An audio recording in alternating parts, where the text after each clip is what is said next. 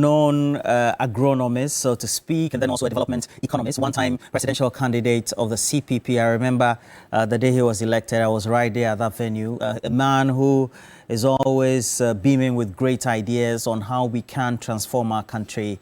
He is now leading a movement. They've merged with the Movement for Change, the one founded by Alan Kojo Tremantin. And yesterday, they outdoored the great transformational plan formally. And following from that merger, we want to have this interaction. What does this whole mean? And those two forces, what do they bring to the table in the run-up to the 2024 general elections? Dr. Sakara is right here. Good morning to you. Good morning, and how are you doing? Yeah, no. Formatively, I'm told you were born in Damango. That's correct. Yeah. Yes. If you look at all those formative years of yours, yes, and the development of Northern Ghana at the time, and what your own hindsight and expectations were, you just suppose that with even the general development of our country, how would you say we have done well or not?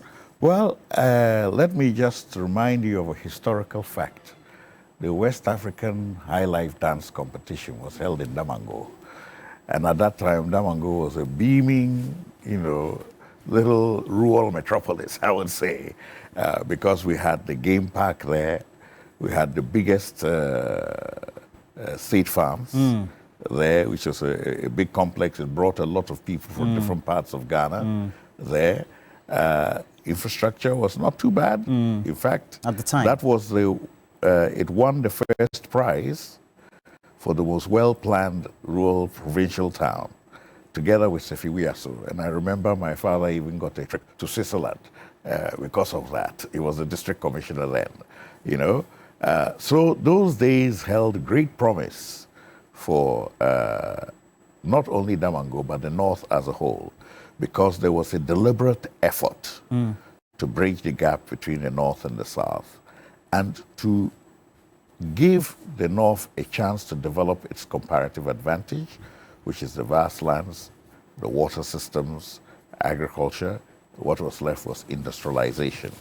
And it was hoped that with the advent of the Volta Lake, there will be a waterway system there to reduce the transaction costs and encourage that industrialization to come out. So a good means of a combination of multimodal system of transportation, then agriculture, absolutely, irrigation. Absolutely, because the Volta Lake was there.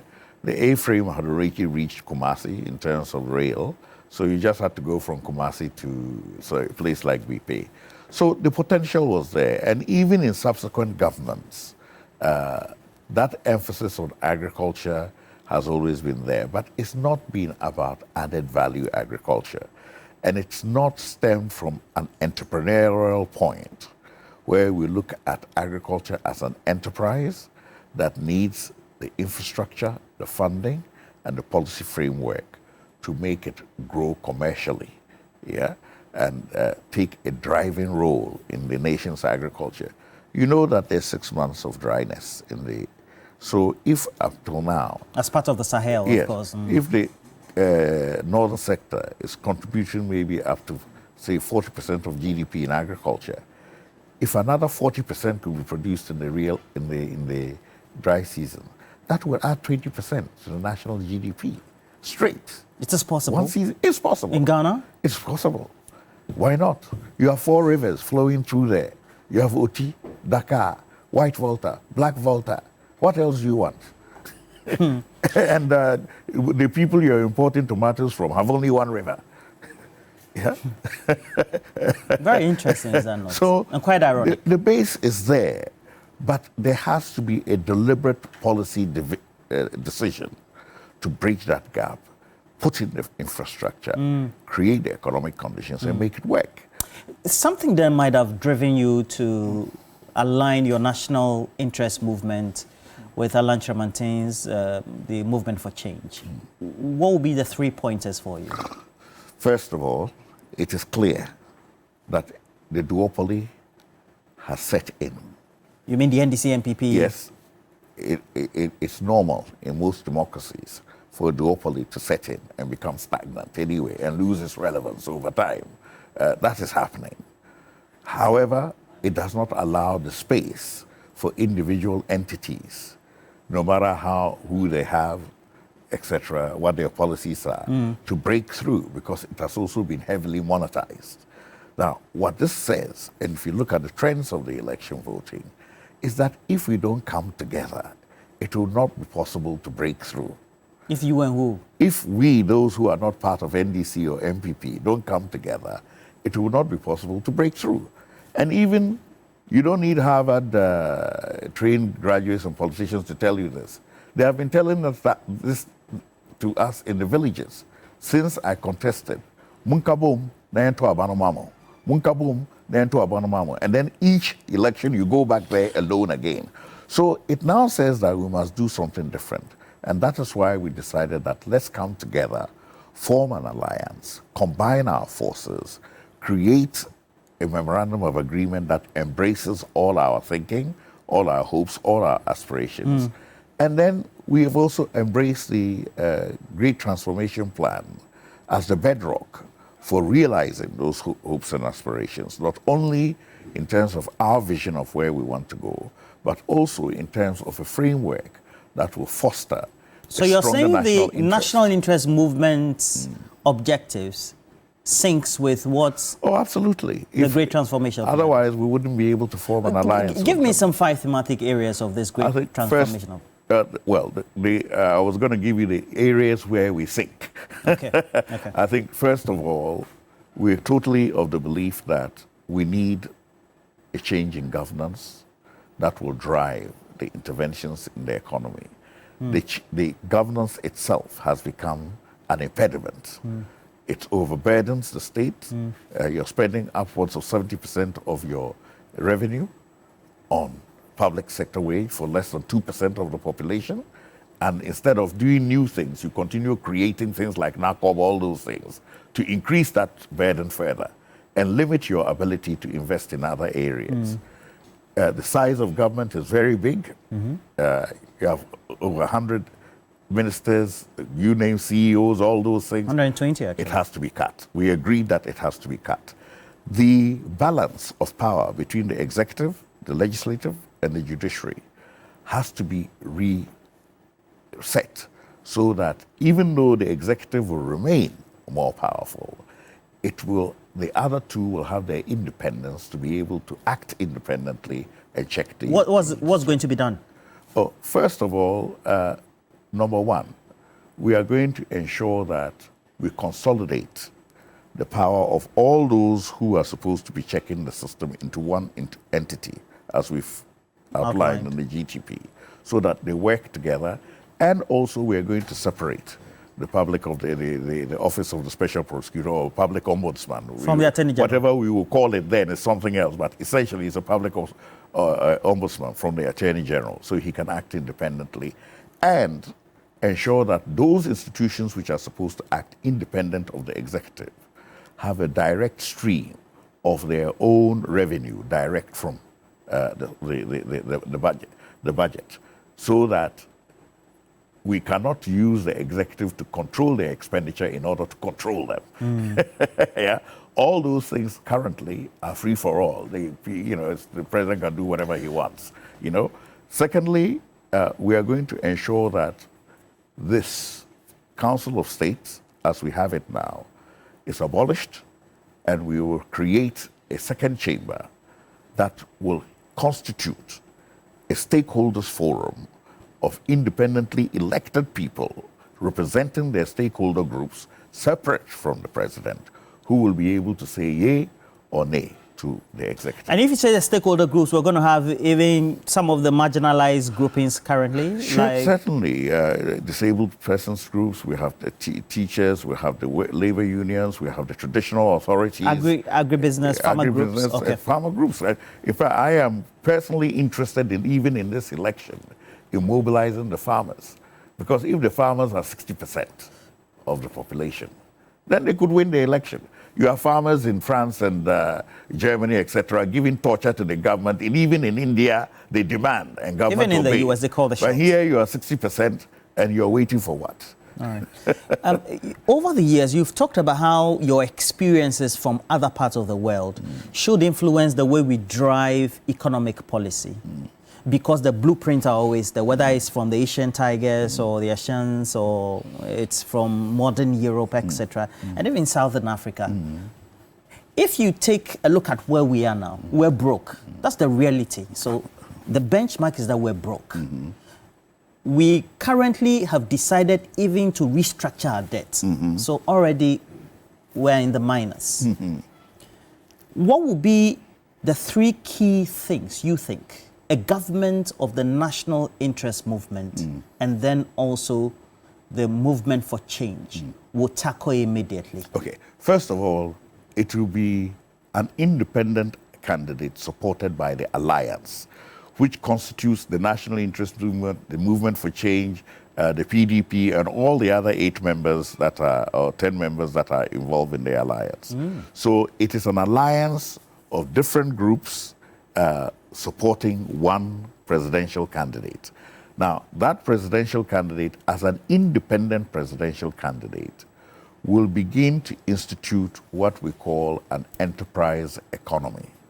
But that enterprise economy is premised on significant reforms that reset the structure and architecture of the economy and governance in order that we can get the restoration from the investments in the economic sector. That is one of the major differences. You do not put luggage on a conveyor belt that is not moving. Get the conveyor belt moving first, then put the luggage on. After that, whether it is yellow, blue, or orange conveyor belt, suitcase, it will come. So we must get that priority right, that governance and reforms in governance will not only give more targeted direction, but it will also relieve us of our own proclivity for things that are negative and drag us down over expenditure, inflating the recruitment and the public wage bill, and other things like that, and of course corruption. So we will make those changes. And he has said quite categorically, not only will he improve the system that checks he himself as an independent president through the national, the second chamber, and also through the resetting of the powers between the different arms of state and the creation of a really independent public prosecutor, but also we will remove the recurrent holes in the system that breed corruption. Like? For example, the issue of syndicated loans for purchasing cocoa will be stopped. What's the alternative? The alternative will be to mobilize CDs to buy cocoa which is grown here. Why should we bring dollars to buy the cocoa here? Because what drives exchange rate? It is CDs chasing dollars. So why are you using dollars to go and buy the cocoa which is grown here? Let's mobilize the CDs here. We're talking about entrepreneurship. Allow people the space, to buy the cocoa, and then you export it till you get your dollars. So you've relieved yourself there. So private entities, consortiums come together and do that? Absolutely. Okay. Secondly, number 2, we've said quite categorically that even at the port, we create a free zone port. Our neighbor is benefiting from that. Ghanaians are importing through Togo to here, and we have 2 ports. They have only 1. Are you with me? And we can even have a 3rd.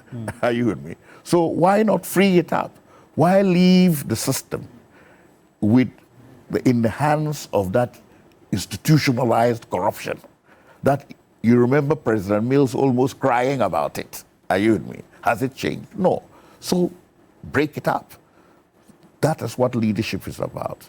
If you know that there's an inbred, inherent problem in the system, tackle it head on. So we create a free port zone there. We will also ensure that there is a window for people to borrow borrow money at certain exchange rates. Are you with me? And bring their goods in within a 6-month period. Of course, after that, it shuts. but that provides them the stability that they need now. So that will also promote investment and entrepreneurship. The central theme of what you've just talked about is the fact that the cedi has annually always suffered by way of its losses against the cedi, against the dollar. Now, that would also, as we've always learned in our textbooks and also our interactions in basic economics, that the structure of economy is problematic. Well, this is basically what we're saying. Look, if we don't do the basic things, somebody used the word fundamental, foundation things, Yes, are you yes, with me? yes.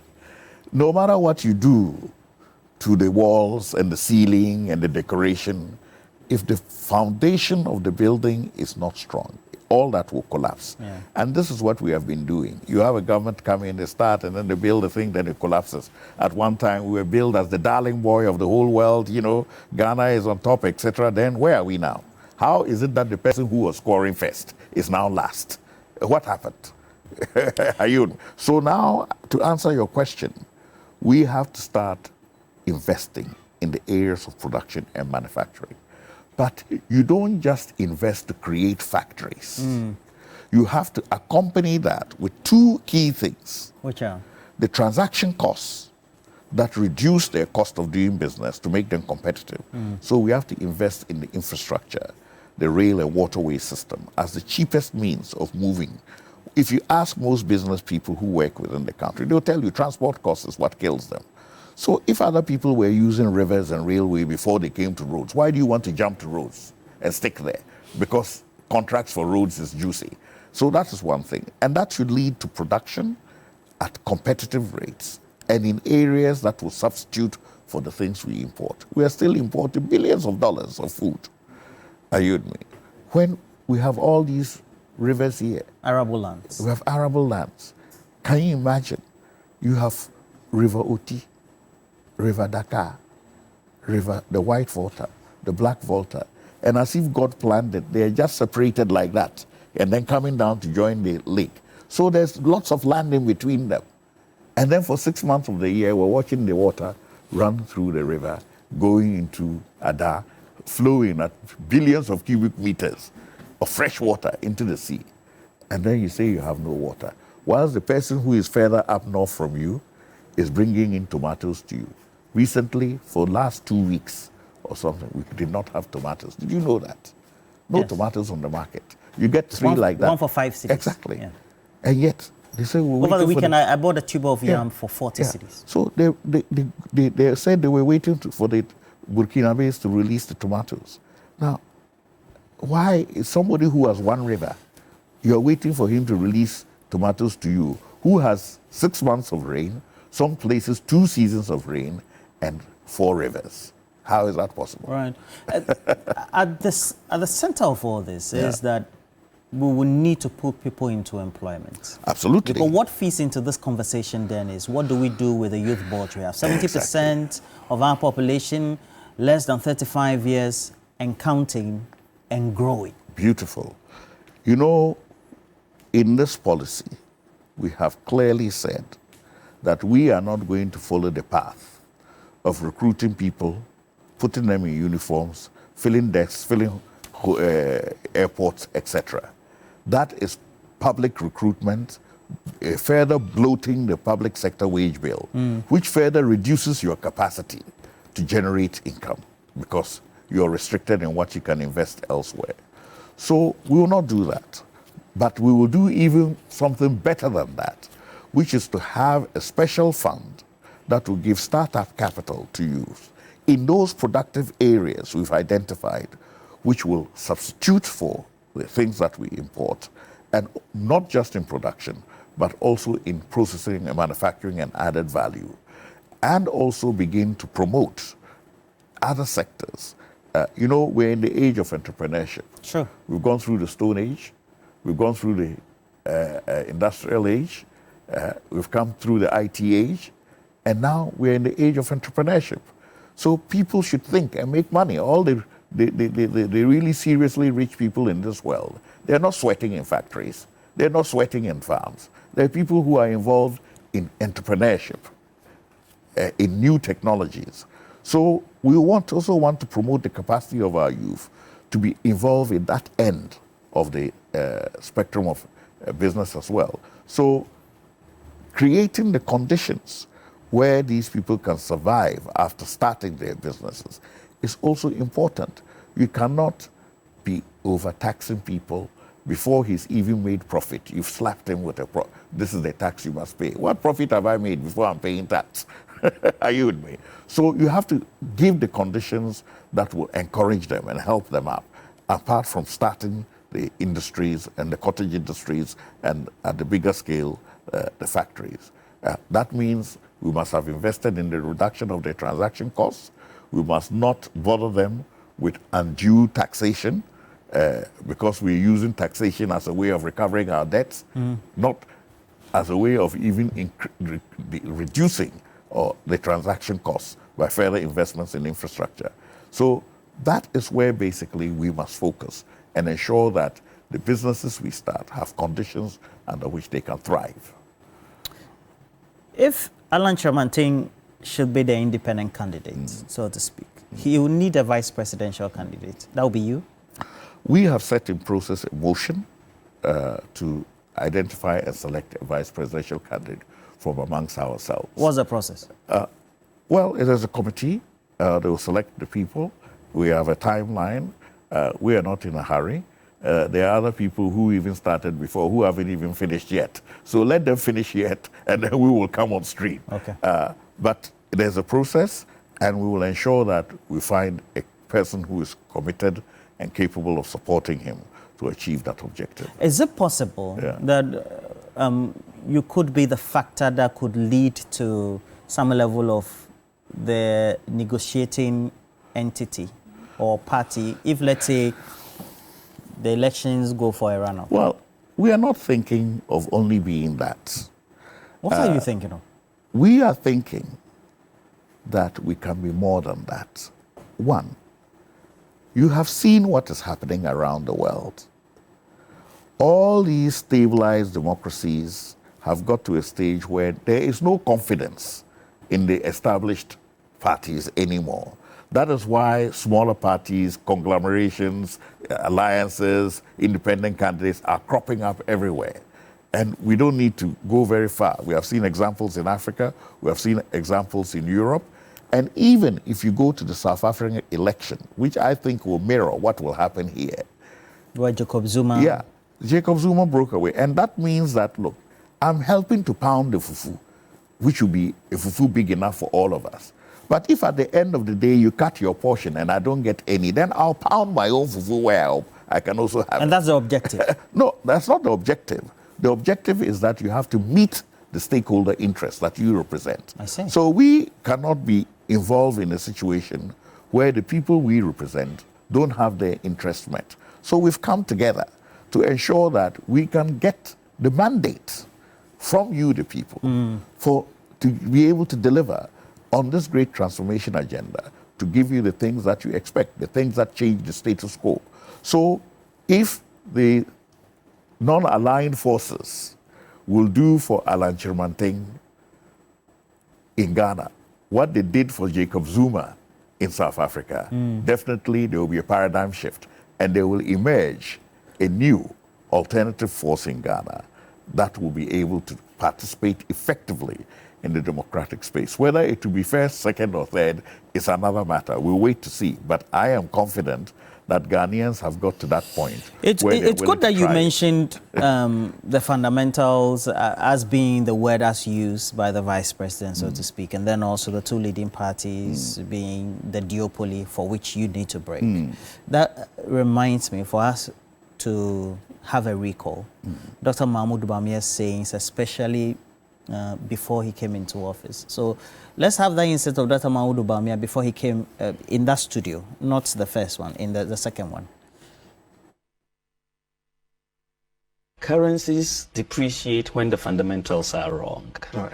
And the mismanagement of this economy in terms of the fundamentals is what was driving the depreciation of the currency. You can't be running double-digit deficits, double-digit current account and fiscal deficits, borrowing to this extent, financing your deficit with huge printing of money from the central bank, and expect your currency to be stable. The fundamentals will not support it. I couldn't agree more. First of all, we have had triple-digit debt to GDP ratio. We got to 104% Very well. of GDP to debt ratio. Yes. From 56%. Yes. We had inflation running upwards of 80%. Are you with me? When it was before only in the 20s, 25% thereabouts. Interest rates, which had been brought down to around 18, etc. percent, then flew to past 45%, almost 56%. Now, of course, they'll tell you we're turning around the corner. It has come down small. What do you make of all this? No. Including the narration that we had COVID and Russia-Ukraine causing all this. Everybody had those things. So me, I don't... Listen, let's be real.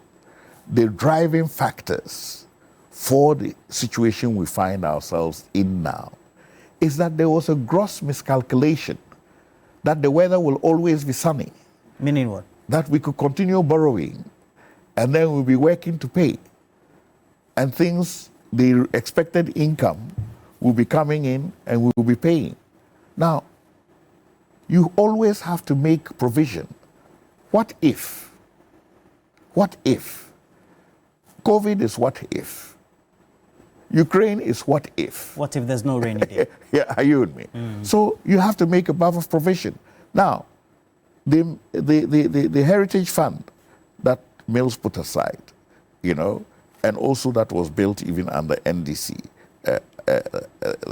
the Stabilization Fund, even that one. Even the Ghana Investment Infrastructure even that one was sucked away. So the what if was completely wiped out. That is the recklessness. All right. And if you're borrowing extremely and you don't have a what if fund, are you with me? You're in trouble. You're in trouble. So who's to blame for that one? We have to end this conversation, and we know that we could make it more comprehensive, but we need to be having you frequently in the studio so that by the time December comes, December 7, and ultimately you become the vice presidential candidate to our lunch chairman team. We're yet to see. Yeah, we're yet to see. You said a committee, so we're yet to the see. way you speak, very, very laudable. How would you rate the Akufo-Addo government, 0 to 10? Well, listen, we don't have to rate them because they themselves know that things didn't end up the way they were What expected. do you know? A rate of 0 to 10. What we know now is that we have the highest living conditions we've ever had in Ghana. What we know now is that business has fled this country in droves. What we know now is that we are not competitive because our transaction costs everywhere are too high. What we know now is that our exchange rate, when it went from 5 to almost 15%. So even the so-called initiatives for the bond system that they wanted to bring in, for people to bring in money from outside and bring it here. If you brought in $1 million, which was worth so many CDs, and now you have to return that $1 million, now you get only $300,000. Because you got more exactly. now, so because of the now value too. People coming up with this saying, we have a $3 million, it's a 1 trillion economy.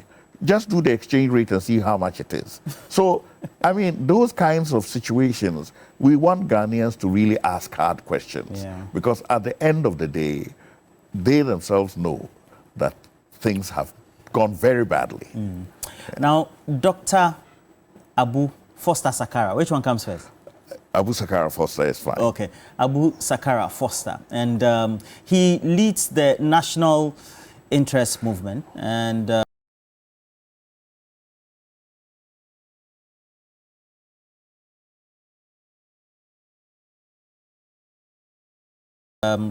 they now merge with the Movement for Change, led by Lancho Matide. It's an alliance. It's an alliance. Alliance. An alliance. An Yes. alliance. So they are now in alliance with other entities alongside. That's right, Okay. yes. And they launched this, the Great Transformational Plan. And he says that all of them buy into this, or you can get it on the site, as always, as well as on social media. You can also go to TV3 Ghana, get the latest update of this interaction.